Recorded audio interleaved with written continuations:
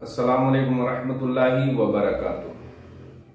लैलतुल कद्र में फरिश्ते का आना, झंडे लगाना और किन घरों में नहीं आते हैं फरिश्ते, इंशाअल्लाह इस क्लिप के अंदर हदीस पाक की रोशनी में मैं आपको बताने की कोशिश करूंगा।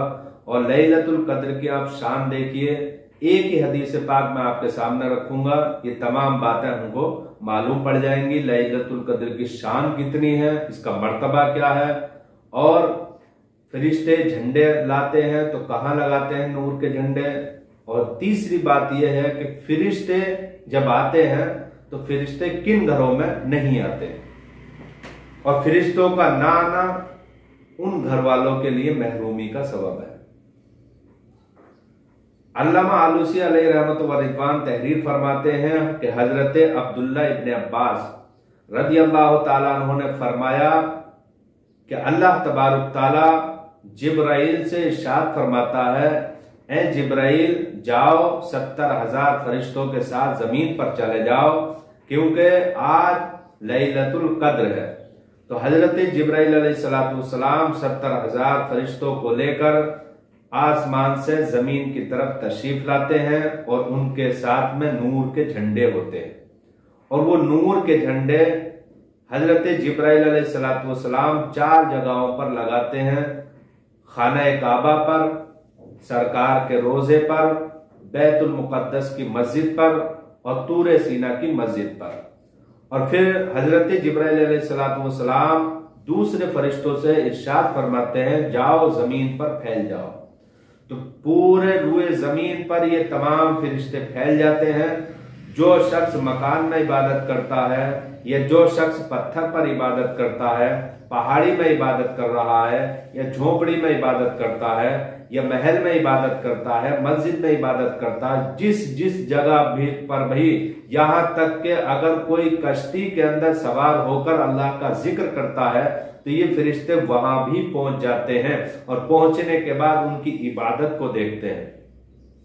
और ये तमाम फरिश्ते खुद अल्लाह की हम्द व सना बयान करते हैं, तस्बीह व तहलील पढ़ते हैं और उम्मत मुस्तफा के लिए इस्तिगफार करते हैं, माफी तलब करते हैं, मौला उम्मत मुस्तफा के जो गुनाहगार हैं उनको तू माफ कर दे। सुभान अल्लाह, हम उम्मत मुस्तफा के अंदर पैदा हुए, हम कितने खुश नसीब हैं कि फरिश्ते हमारे लिए इस्तिगफार करें। ये तमाम फरिश्ते सुबह तक, यानी जो ही फजर का वक्त होता है, फजर की अजान होती है, उस वक्त ये फरिश्ते आसमान दुनिया पर यानी पहले आसमान पर चले जाते हैं।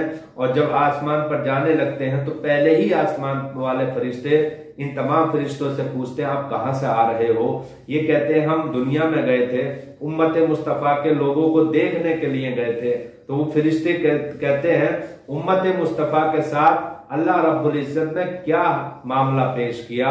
तो ये फरिश्ते कहते हैं, अल्लाह तबारक ताला ने इस उम्मत मुस्तफा के जो नेक लोग हैं उनको तो बख्श दिया है, और जो गुनाहगार लोग हैं उनके लिए अल्लाह तबारक ताला ने शफाअत कबूल कर ली है। लेकिन ये फरिश्ते पूरी रूए जमीन पर फैल जाते हैं और फजर के वक्त आसमान दुनिया पर चले जाते हैं। लेकिन रिवायत में अल्लामा आलूसी अलैहि रहमत व रिदवान फरमाते हैं कि कुछ मकान ऐसे हैं वहां पर ये फरिश्ते नहीं जाते हैं। जिस मकान के अंदर जानदार की तस्वीर होती है वहां नहीं जाते हैं, खिंजीर होता है वहां नहीं जाते हैं, शराब होती है वहां नहीं जाते हैं, या जिनाकार ने जिना किया है और वो गुस्ल नहीं किया है, उस घर के अंदर भी ये फरिश्ते नहीं जाते हैं। इसके बाद आसमान दुनिया के फरिश्ते जब यूं ही सुनते हैं कि अल्लाह तबारक ताला ने नेक लोगों को बख्श दिया है, गुनाहगारों की शफाअत कबूल कर ली है, तो वो तमाम फरिश्ते पहले आसमान वाले अल्लाह का शुक्र अदा करते हैं और तस्बीह और तहलील पढ़ना शुरू कर देते हैं। इसी तरीके से दूसरे आसमान पर सवाल जवाब होता है, यहां तक के सिदरतुल मुंतहा, जन्नत अदन, जन्नत नईम और जन्नतुल फिरदौस से होते हुए ये फरिश्ते तमाम के तमाम अर्श पर पूछते हैं। अर्श को जब मालूम पड़ता है, अर्श इलाही को, तो वो भी अल्लाह का शुक्रिया अदा करता है, मौला तूने उम्मत मुस्तफा के नेक सालिहीन लोगों को बख्श दिया है और गुनाहगारों की जो है शफाअत कबूल कर ली है, वो भी शुक्रिया अदा करता है। फिर रब फरमाता है, ए अर्श तुम गवाह हो जाओ, मैंने उम्मत मुस्तफा के गुलामों को जो है, उम्मत मुस्तफा के नेक लोगों को मैंने बख्श दिया है, गुनाहगारों की शफाअत कबूल कर ली है। लेकिन ए अर्श, ए फरिश्तों सुन लो, मैं उम्मत मुस्तफा मेरे लिए बड़ी मुअज़्ज़ज़ है, मुकर्रम है, इसलिए कि इसमें मेरा महबूब आया है, ये मेरे महबूब को पसंद है। सुभान अल्लाह। फिर इसके बाद रब फरमाता है, मैंने उम्मत मुस्तफा के लिए ऐसी नेमतें रख रखी हैं जो कभी किसी आंख ने नहीं देखी हैं, किसी दिल ने उनका तसव्वुर नहीं किया है, किसी कानों ने उसकी सुना नहीं है उन नेमतों का जिक्र। वो नेमतें मैं उम्मत मुस्तफा को दूंगा। तो मैं मोहतरम सामीन इकराम, ये सब मामला कब होता है? लैलतुल कद्र के अंदर होता है। तो लैलतुल कद्र के अंदर फरिश्ते आते हैं, झंडे नूर के लगाते हैं। लेकिन मुसलमानों, अगर हम कहीं उन महरूम लोगों में से तो नहीं है जिन महरूम लोगों में ये रहमत के फरिश्ते घरों में नहीं आते हैं। एक तो वो शख्स जिसके घरों के अंदर जानदार की तस्वीर हो, चाहे वो किसी पीर की तस्वीर हो, चाहे वो किसी वली की तस्वीर हो, याद रख लीजिए, जानदार की तस्वीर घर में लटकाना, इसमें रहमत के फरिश्ते कभी नहीं आते हैं। तो अगर ऐसा कुछ है तो उस तस्वीर को आप हटा दें। इसी तरीके से खिंजीर हो, कुत्ता हो, उसको आप बाहर कर दें, अपने घर से निकाल दें। और इसी तरीके से जुनबी की हालत है तो इस लैलतुल कद्र के आने से पहले इन तमाम चीजों से हम परहेज कर लें, उनको खत्म कर लें, दूर कर दें उनको अपने आप से।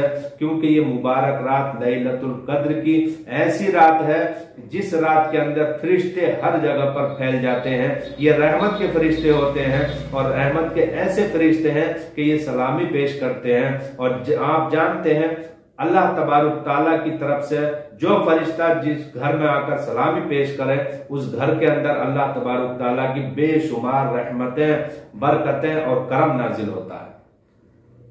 उम्मीद है आपने ये बात पूरी समझ ली होगी और मैं आपसे तवक्को करता हूं आप इस क्लिप को ज्यादा से ज्यादा लोगों में शेयर कीजिए। अस्सलाम वालेकुम व रहमतुल्लाहि व बरकातुहू।